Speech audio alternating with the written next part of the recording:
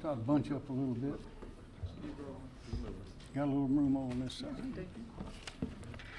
Well, y'all, thank you again for coming, and we are taking every opportunity to keep the people of South Carolina informed. Call on Chaplain Jason Strong to open the meeting, please. Thank you very much, Yes, Governor.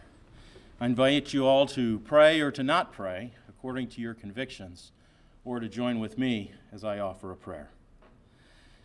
My Lord, you are my comfort amidst uncertainty, because you possess the power to calm the storms. You are unchanging. Pour out your divine love upon us now, just as you have done in the past.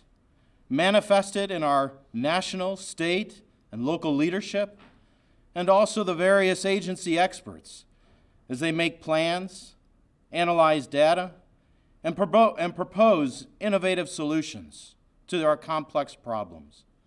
Manifest it in us as a people, as our lives are disrupted. Cause us to be a patient, nimble, flexible, cooperative people, and above all, to support each other, remembering that we are our brother's keepers.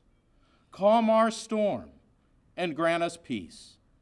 May this present adversity be the stage upon which all that is good and excellent about the people of South Carolina be displayed. When this pestilence is ended, may we too be judged as having been unchanged in our commitment to love first. I humbly ask this in Christ's name. Amen. Thank you, Chaplain. We're glad to have with us Josie McDaniel Burkett signing, and also Holly May to assist as well. We thank you for being here. In issuing an executive order which will provide as follows. This is an executive order. These are mandatory requirements. These are not requests. I'm requiring the state agencies to waive any regulation they need to waive in order to address more quickly the requirements of the coronavirus crisis. That is, any regulation, so we can move more nimbly, faster, without delay. I'm requiring the Department of Revenue to extend the state tax deadlines for all state taxes. They are delayed until June the 1st. That is to file and to pay all state taxes, and that includes income taxes, business taxes, sales taxes for small as well as large businesses, admissions taxes, motor fuel taxes, and any tax I've left out. The idea behind this is to allow these businesses to maintain their cash flow during this crisis in order that they may be able to pay their employees. Now, those rules are a little bit different from the federal rules, but the Department of Revenue has a website with details, and so does the Federal Revenue Service. Restaurants and bars, now this is a requirement. Restaurants and bars must close their dine-in service starting tomorrow. That is, tomorrow morning, no more dine-in service. It is allowed and recommended that takeout, curbside delivery of food to homes, businesses, takeout, all of that be increased and enhanced wherever possible. This decision was made in concert with conversations with a number of people, including John Durst, who's the director of the South Carolina Restaurant Association, and Chairman Bobby Williams. And we've talked to a lot of people. We know this is a dislocation. We know a lot of these things are going to cause problems for businesses, but the enemy we face, this enemy of this virus, is bigger than any sort of irritation or inconvenience that any of us could have. So we are asking people to stick together and understand that we're in a crisis and we need to take these measures. I'm also I'm prohibiting organized events of 50 or more people to be held in any state, county, city, or publicly owned facility. I'm requiring the National Guard to begin coordinating and planning with the hospitals for mobile facilities, to build infrastructure, to acquire resources. This is a plan. We're not doing this, but we're making plans. Our goal is to stay ahead, to think ahead, and to stop this virus. Also, DHEC will waive regulations so hospitals can use medical and nursing school students to help in their operations. Now, those that I've mentioned are requirements. Those are mandates that will be included in my executive order.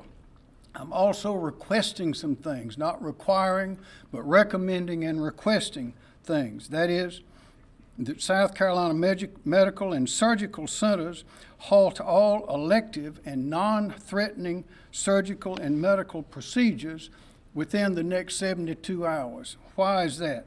That will allow for medicines, equipment, space, things like masks and all those sorts of equipment and personnel to be used by the hospitals to treat those who come into the hospital with this virus, and they'll have room and have capacity to do that. I'm also I'm requesting South Carolina insurance companies to pay 100% of the costs associated with a coronavirus doctor's office visit. That is, we want those visits to be free for the patients.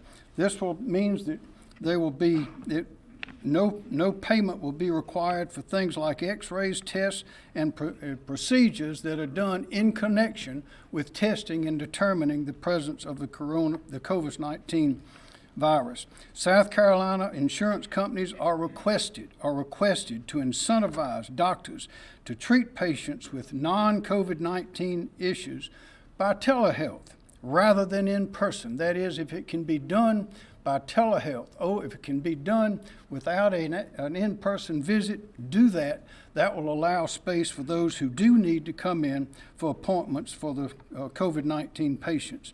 I'm also requesting grocery stores like Costco, Walmart, Target, and all the rest to limit customer purchases for things like paper products, disinfectants, water, and those kind of things. We're experiencing right now where people are rushing in and buying way more than they need, and that is limiting the supplies for other people who have none. So, ladies and gentlemen, people of South Carolina, be courteous, be smart.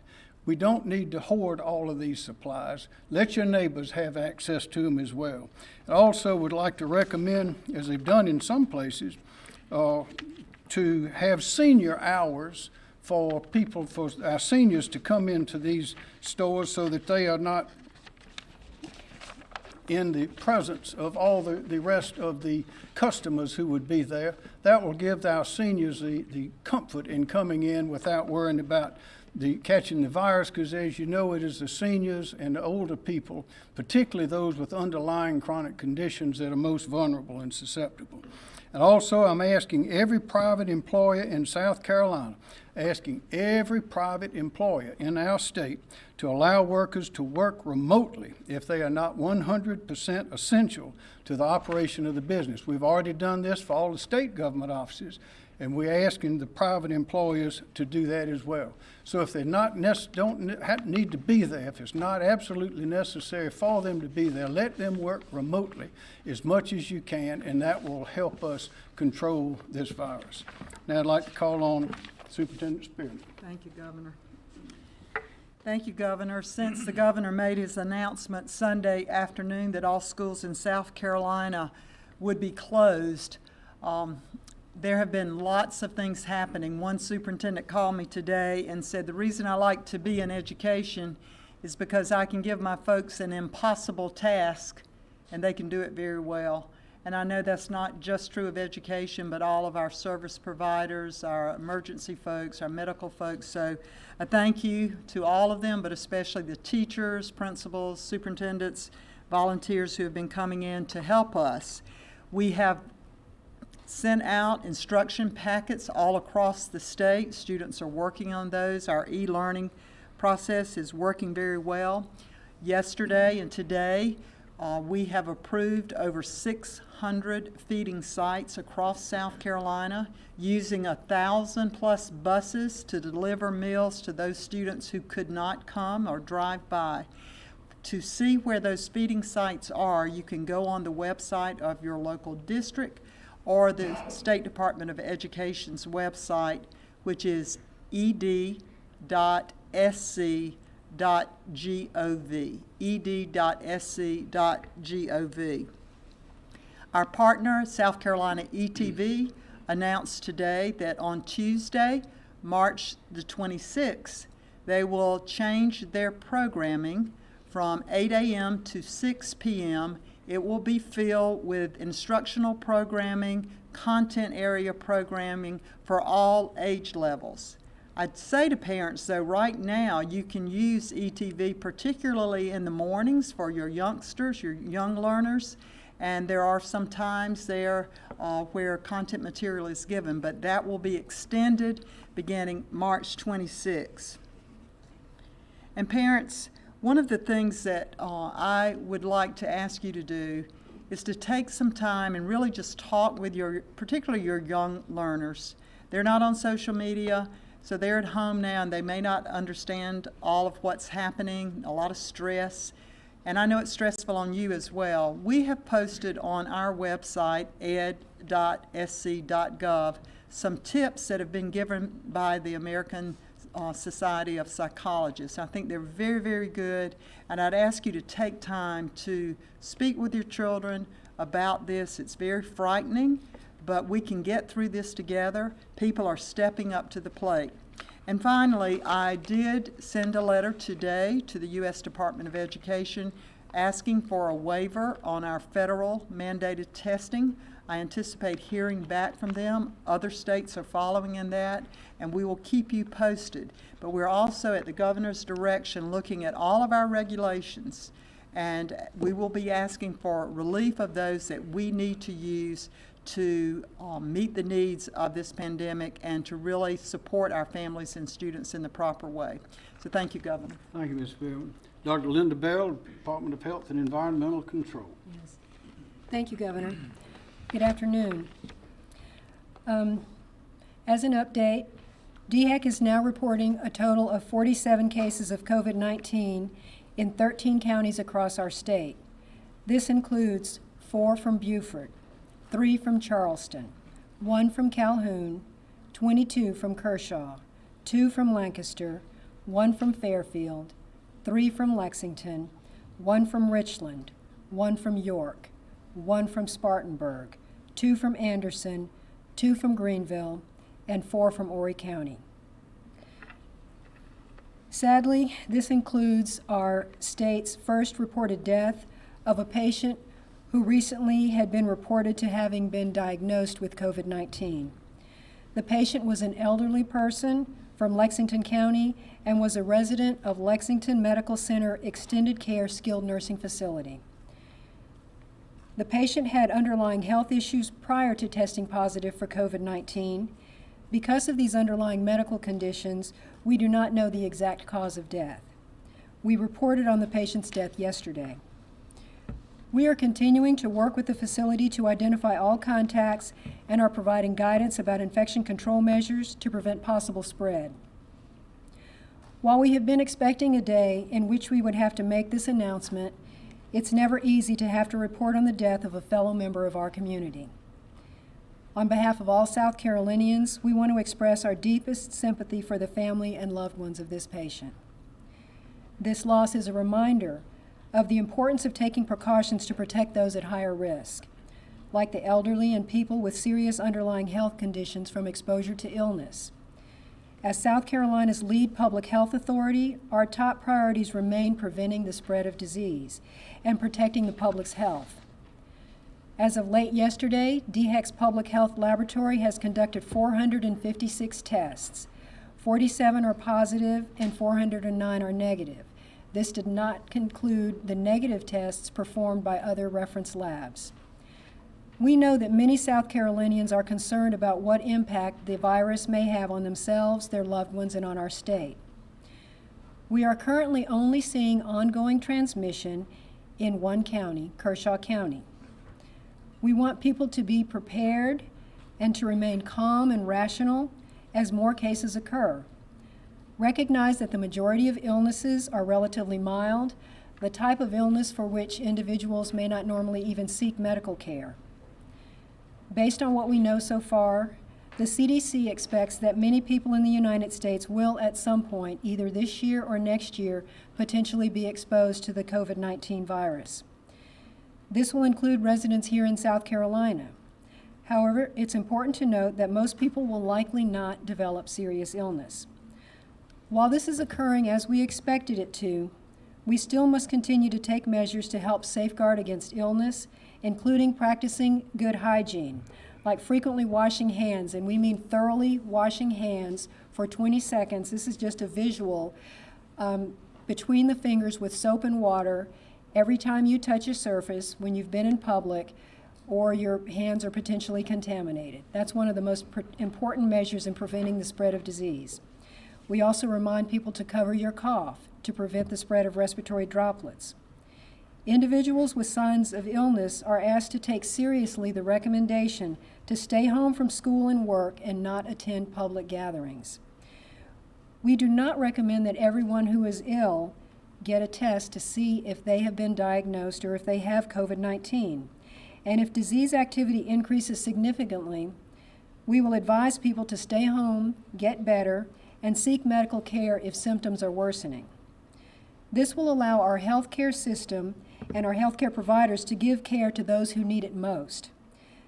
This will likely be an extended response.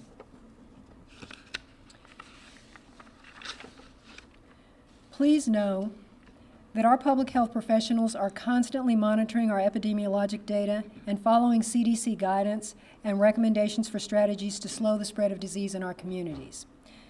As cases increase, we are prioritizing identifying the close contacts who are at high risk of illness to those who are known to be infected and are more likely to suffer serious illness.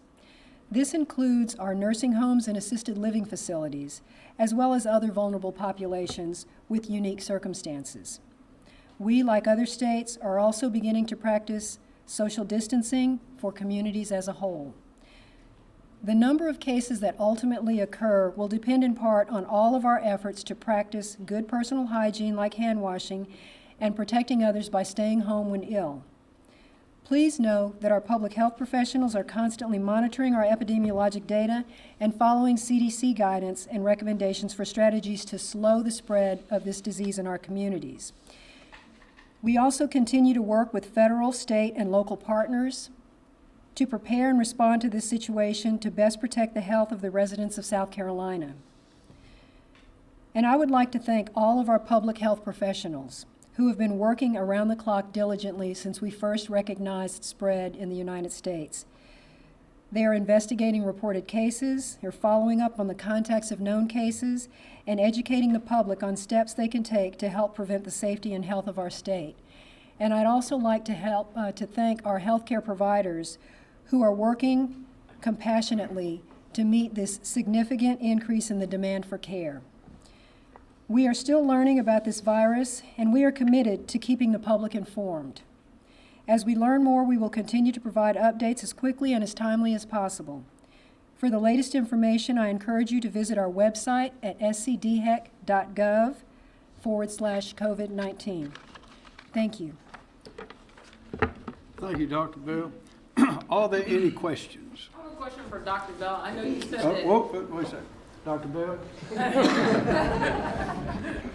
I know you said that things have moved the way you guys expected them to thus far. What are you all expecting now? What can we expect? And that is difficult to predict. And it depends largely on how successful we are in implementing these community mitigation measures. And so, community containment measures. So that to the extent that individuals take very seriously our recommendations that they do not go in public while ill, and that they are very fastidious about hand washing, about personal hygiene, that can significantly impact the spread of disease and can slow the spread of disease. And so it's difficult to predict, but these additional measures we hope will slow the spread. Dr. Bell, is the newest Lexington County case also connected to the extended care facility? The newest Lexington County case that we were reporting was a known contact to a previously reported case. Can't be more specific than that? No. Governor, Yes, sir. we're hearing that a lobbyist at the State House has contracted the coronavirus. A lobbyist who was in the State House as late as last week. Are any special measures being taken at the State House because of this? So regardless of who becomes infected that comes to our attention, we recommend the same measures. We ask those who are diagnosed, if they can stay home, they can stay in self-isolation at home if they do not require medical care. We ask that their close contacts remain in quarantine for 14 days after the last contact with someone who is ill, and to not go in public places, to carefully monitor for the signs and symptoms of illness. So the measures are the same for each new case that we identify. In public settings, we do not seek to identify all individuals who are in a large public gathering, because we don't consider all the individuals in a large public gathering to be exposed. So it is the close contacts of individuals that we focus on for specific disease measures. For specific disease prevention measures. Governor. Yes, ma'am. Dr. Bell, can you say how many tests have been conducted at this point, not just the number of tests that have come back, and whether there might be a backlog? So DHEC is able to report on the total number of cases performed, both positive and negative. Private reference labs report positive reports to us. We don't know the total number of tests performed by private reference labs. Governor. Question. Right, Governor. What are you guys advising child care centers to do? And if you guys are advising anybody, what are you advising the workers in high-risk categories to do as well? What we're advising individuals in I think you're asking about high-risk settings like childcare, is that correct? So we do consider certain facilities, certain situations to be higher risk because they're congregate settings, and so, for example, in a child care setting, there are young children who don't practice good hygiene. They're in close contact with one another for many hours during the day. So we have specific recommendations for settings like that, from everything from environmental cleaning, for monitoring for illness. We ask that if child care centers remain home, that they monitor and inform parents about signs and symptoms of illness, that they not send their children to a child care setting if they have any signs of illness. And those are some specific measures that we take for settings like that. Those are still applying to workers in those child care centers as well? Yes, actually they apply to all staff, to all assistants, to everyone connected with the facility. Dr. Bell, can you say if there has been additional spread at that Lexington County nursing home? We had one report yesterday of a Lexington County case of an elderly person who had contact. Now you're saying there's a third case in Lexington County. Any spread in that nursing home? So I do not have details to report on each individual case, but we do know that the first two cases reported from Lexington County were known contacts. As you expect this to spread, do we have enough ICU beds, respirators, and ventilators in the state of South Carolina? You want to answer that? This is Dr. Toomey. So the question was, within the state of South Carolina, do we have enough ICU beds or ventilators? It will depend upon the severity of the illness. I think the steps taken, although elective admissions and elective procedures being curtailed, will help the staff and be able to focus their care on the critically ill.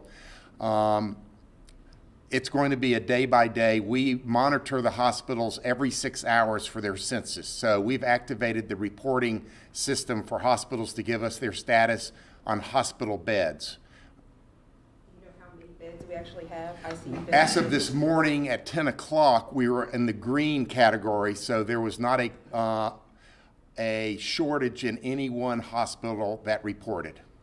Governor, would the National Guard be activated to build temporary medical facilities if hospitals are overcrowded? That is the purpose of the plan that we are developing. We've not gotten to that point, but we are doing all we can to stay ahead. So we are planning in a number of directions for a number of contingencies, and that is one of them, yes. Governor, I know that you said that you are making some changes as far as restaurants and bars. At what point are we going to move from recommendations of people not going out to curfews and mandates on that? Those are not recommendations. That is in the executive order, that the restaurants and bars will close. The dining facilities, but not for takeout. As far as people going out and curfews, when will we, will we see something like that? Like All such measures are options that are on the table. We do those things, implement those things as they become necessary. Governor, should lawmakers suspend session in your opinion, the legislative session? They are, today the Senate passed the $45 million request for DHEC, and the House is coming in on Thursday and to do the same thing. That will give us $45 million in addition to what we're receiving from the federal government to make sure that we are strong in our defenses and the operations, particularly of DHEC and in the healthcare. But we're going to do everything we can to see that we have all of the resources available to do whatever is necessary to take care of the people. Should they suspend session? They are going to do that. The House is on furlough, I believe.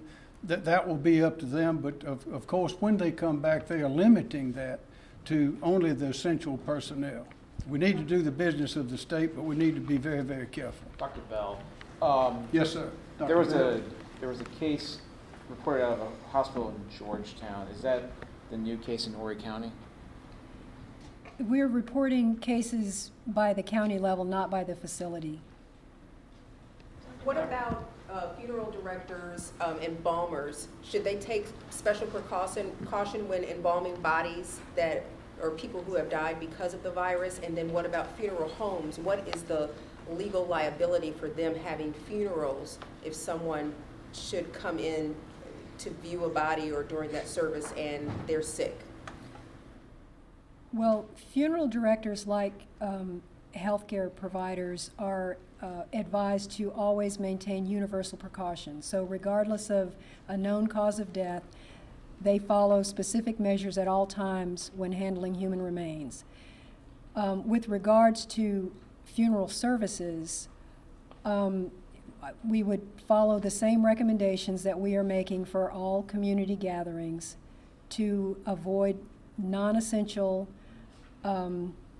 gatherings, and so that would be left up to the personal preferences of families and communities on a case-by-case basis for special situations like that. Governor, if I could, I'd like to ask about grocery stores again, because this is a big deal out there with the public right now. These stores are swamped, overwhelmed with shoppers. I know you touched on it earlier, but what would you tell South Carolinians about going to the grocery store and how to act when they go inside? That would be for you. Go ahead. Could you repeat the question, please? Grocery stores are overwhelmed right now with shoppers, panic buying. So we were wondering, the governor touched on it earlier, what would the message be to South Carolinians going shopping in these grocery stores right now as the panic buying continues? Well, we're providing as much information as we can to prevent people from panicking. We're asking people to remain calm, to behave rationally, to make purchases to meet their basic needs, their basic immediate needs. There's no need to stockpile resources. We do ask people to also behave responsibly in public. If they're ill, have someone else get those groceries for them, use services for the delivery of groceries. So there is no need to panic, and so we're trying to reassure people to prevent behaviors that have a ripple effect that affect others in the community based on unnecessary panic behaviors. Governor, your executive order prohibits the large gatherings of 50 plus in publicly owned facilities. That would include the State House. So does that mean the Senate, the House can't be in there if there's more than 50 people? No, so that was it. That was addressed in my last order, and it does not exclude that. More questions? Yes, ma'am. Can you go into DHEC's policy of retesting patients after that 14-day quarantine that have tested positive for the coronavirus? Do they need to have 2 negative tests come back to not be in quarantine anymore? So the recommendations for retesting applies only to certain situations. For the vast majority of individuals, if they are in home isolation, we ask that they not return to work until they are symptom-free. For some individuals, they may require a test after symptoms resolve to show that they are no longer carrying the virus. That primarily applies to the situation like a healthcare provider or who works in some other high-risk setting. But we We want to make absolutely clear, because we're getting a lot of questions then, so you are testing people without symptoms, and that is only to allow them to return to work. I want to strongly emphasize that we are otherwise not recommending testing individuals without symptoms to make decisions about whether they should come to work if they're not yet ill. We're getting a lot of questions about, should people be tested so that they can go to work? Should people be tested during the quarantine period? And the answer is no, because if you test in a quarantine period, you don't know if you've tested in the time frame to actually detect the virus. People without symptoms who have not been ill should not be tested. So right now, it's not mandatory after someone's been in quarantine to be retested before leaving their house after 14 days after a positive result 2 weeks earlier. It depends on a case-by-case basis if the testing is being performed so that they can return to an essential duty like a healthcare provider. So for the vast majority, we are not recommending testing after we're not recommending any testing for people in quarantine, and we're not recommending testing after individuals have, their illness has resolved. Dr. Bell, if you tested positive and been cleared and you go back to work, can you catch it again? Is it like a stomach virus or something that you could catch again, or? Well, there are a lot of things that we don't know yet about this virus. The possibility of reinfection with the same strain of this virus is not currently known, but that doesn't mean that they can't catch something else, and it doesn't mean that people cannot be co-infected with two different viruses at the same time. Dr. Bell, are you monitoring any cases in Dorchester County right now? There was a report that there may have been some exposure at a cement facility plant there. Several workers may have been exposed. So our frontline epidemiologists are the ones who are investigating the contacts of high-risk exposures, and I don't have the information here with me. As the number of cases increase, the expectation that we'll be able to report on the number being monitored and in particular settings will not be feasible, because as cases increase, that the number surrounding those cases becomes unmanageable. Dr. Bell, how many tests do we have? What's our capacity? And when we look at that, we heard from Kershaw Health CEO Sue Shugart yesterday say that they're kind of running out of swabs to do these tests.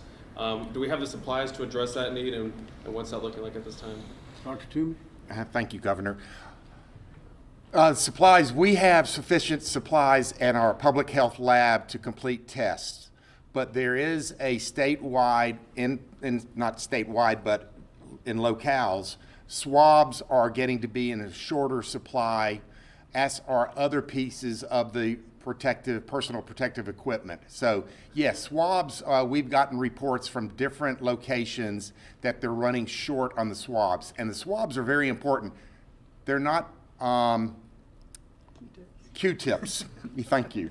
They are very specific for the test, and so that's a critical part of the process. But we have enough supplies to run the tests at the DHEC Public Health Lab at this point in time. Swabs across the state in certain locations are running short. So how are they going to get those supplies? Is that from the stockpile? Yes, that would be one. The Strategic National Stockpile, we have requested a disbursement of those. We have received the first delivery today. We are inventorying that delivery. We never know exactly what you get until you open up some of the containers, and we will report on what we received, but it will be, I'm not sure if they're swabs, but it will have masks, gowns, respirators, various parts of the PPE that it will be important to distribute. Yes, sir. Teachers are getting paid. What about the front desk or other staff members in the school system, and also workers in the private sector? I can answer the question regarding teachers. Yes, you're right. Teachers will be paid.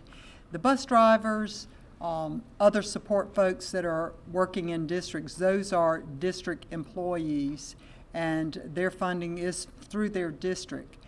In talking with the superintendents across the state, I can tell you they're doing everything possible. Their intent is to keep those folks paid.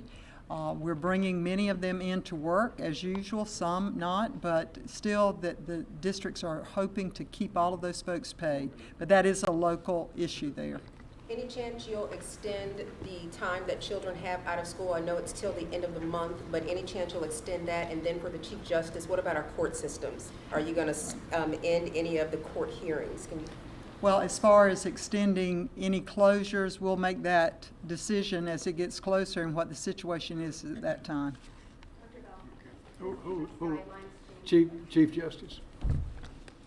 As to the court system, as we all know, a functional judicial branch is the cornerstone of any working democracy.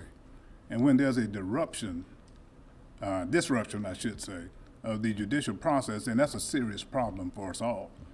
And we are encountering that right now.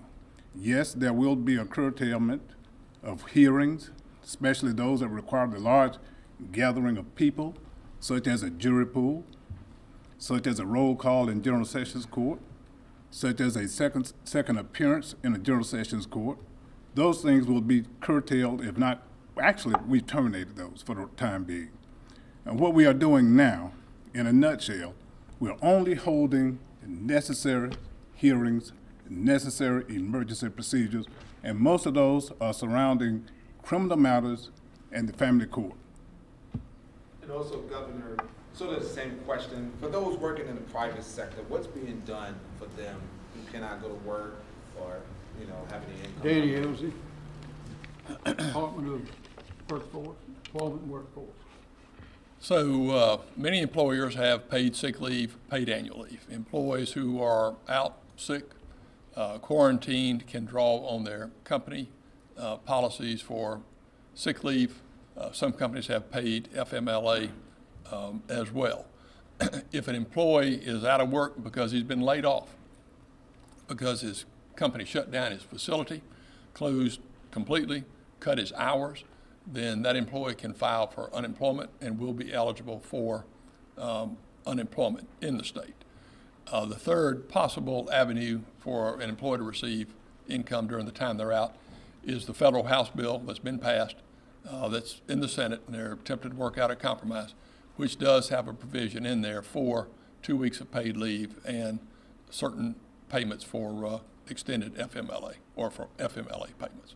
So there are a variety of known sources of income, from company policies to unemployment. If they are laid off, if they're just out sick on their own, they're not going to be eligible for unemployment under our state laws. And then there's the possibility, or not, the great probability, that this legislation will pass in Congress, and there will be some relief for employees. Dr. Bell, you have said that doctors should first test for like flu and other respiratory illnesses before testing for COVID-19. How much do those tests cost? It can depend on your insurance provider and your coverage. Is that also, are you asking insurance companies to cover those costs fully as well? Is that what? Yes. Okay. Dr. Bell, has DHEC's guidelines changed at all for who is recommended for testing? Because right now, a few of the recommendations are international travel in the last 14 days, known contact with another person, or illnesses that can't be explained as anything else. Is there any other qualifications now, or has that been lowered at all to allow more people who are worried they might have come in contact with it through the community spread to be tested at this point? So, no. What we have communicated to providers is to stick as closely as possible to the criteria for the presence of symptoms, fever, cough, shortness of breath, a history of travel, and but at the healthcare provider's discretion, it is up to them to make the final decision as to whether or not there is some gray area in terms of them meeting that criteria. And so it's the healthcare provider who is making the decision ultimately about testing. But we do want to encourage individuals not to seek testing unnecessarily. Dr. Bell, do we have any updates on the people that have been diagnosed with this virus? Are you guys keeping up with them? Do we know if they've recovered, or there are situations that they're in stable condition, good condition, critical condition? What's it look like right now? So DHEC conducts surveillance for reports of illnesses. Once they're in the healthcare arena, we don't track their outcomes or their status. And in fact, that information is confidential. If you were to contact a healthcare facility and ask about an individual person's status, that is a violation to report on individuals' protected health information. Dr. Bell, I want to ask about waiving the regulations to allow the use of medical and nursing students. A lot of these students have already gone home from their universities. What would be the measures to use these students going forward? I think that if students are still in their healthcare training track, medical students and nursing students, if they are in the years where they are actually practicing in clinical settings, I believe that those are individuals because they have some healthcare training and they could be used. Would they be paid or would this be like college credit? I would, if the hospitals utilize or decide to utilize students that meet a certain level of experience and criteria, I would expect that they would be compensated for that level. Now, some students are part of that and they require a certain number of hours to accomplish their degree. And so there's a fine line in there, but I would say if you're transitioning from the educational environment to a work environment, I would expect them to be logically paid. Did we get any information on the case in Richland County, whether that person was, where that person was employed or what sector? So as long as it's feasible to notify individuals who are diagnosed and to conduct contact investigations around them, we will continue to identify the close contacts who are at highest risk of becoming ill. As case counts increase, that may not be feasible to identify every single case that's reported and conduct a contact investigation around them to find every single contact. Our focus moves to containment at the community level to advise individuals to take precautions if they happen to know that they've been in contact with someone, to take those measures that we've advised, to monitor for symptoms. So as we expect cases to increase, it may not be feasible for the opportunity to investigate each face-to-face contact of every single case. Last question. Dr. Bell, does DHEC have any modeling that they're basing, looking at? Are they basing any projections at this point? What are we looking at? Because everyone just sees the national picture, they see these bigger cities. What can we talk about what we're seeing right here in South Carolina, what you might be projecting? Well, the CDC has a task force that is doing modeling for looking at a number of variables, including how transmissible the virus is, the expectation of spread based on the potential number of contacts. They are looking at the possibility of spread from people who do not yet have symptoms or the exact duration of shedding. So those are being modeled by the CDC, and we're monitoring that. We're basing a lot of our measures on what we know from other coronaviruses that are genetically similar to this one, from our understanding of what works in preventing the spread of disease in communities. We thank you very much for your time and attention. As we know, these measures are going to be inconvenient for a lot of our people, but it is better to be safe than sorry, and that's our plan, and we will continue with that plan. Thank you.